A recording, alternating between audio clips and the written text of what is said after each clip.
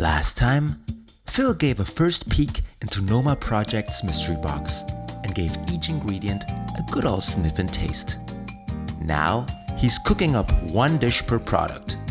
The challenge will be highlighting each ingredient and giving it a fine dining kick right here in our regular-ass home kitchen.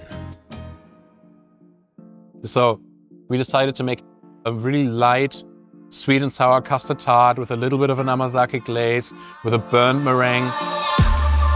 Kind of like a little bit of a different, more funky version of a lemon pie. Making the tart, first we have to make the shell. So we made a short crust pastry, just very simple. We add together flour and butter. We crumble it up in our fingers until we get a sandy texture. And we add the egg and a touch of cold water and knead it just until it comes together.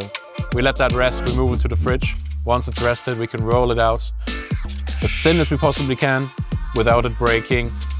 Cut it out the shape that we need and then gently press it into lined tart molds that we line with butter and flour, making sure we press it nicely into the edges, into the corners, and then blind bake them for about 25 minutes at 150 degrees. Blind baking is when you're baking the shell just by itself. You weigh it down with a piece of parchment paper and, baking beans, garbanzos, dried peas, lentils is an option also, so that the tart starts baking while keeping its shape. If you would bake it without the weight, it would bubble up and you wouldn't have the shape of the tart shell. Then we made the filling. The Amazake itself had really lovely light citrus notes. We mixed the rose Amazake with a little bit of pink grapefruit juice. You combine the grapefruit juice with sugar and butter and a pinch of salt. You bring that to a boil. Straight away you add beaten eggs.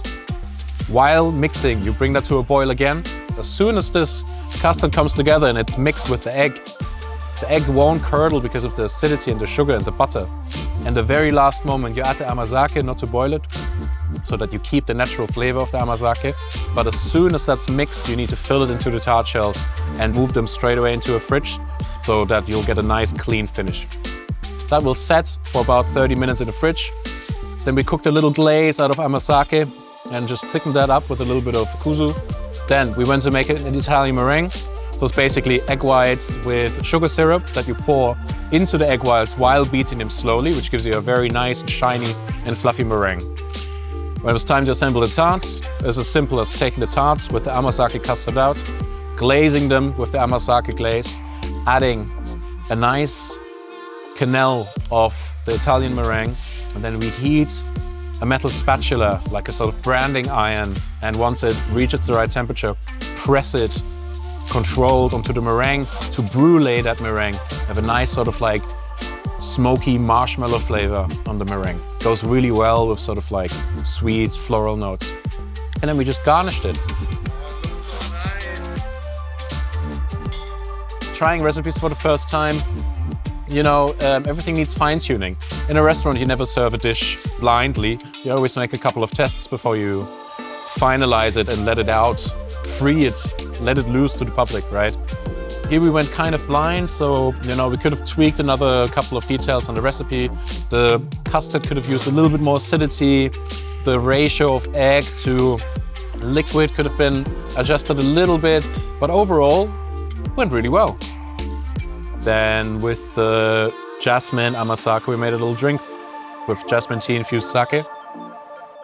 We strained the sake through a coffee filter, and then to make a very simple cocktail, we took a few parts of the jasmine infused sake and topped it up with the Lacto-Fermented Amazake and soda water. Super refreshing, super delicious. So, okay, for the truffle à la crème, we decided to make a vegetable-based dish. I thought that something really like nice and roasty and smoky would go with it. It's just a little bit different, and that's nice. For the hazelnut and berry praline, the obvious thing to do is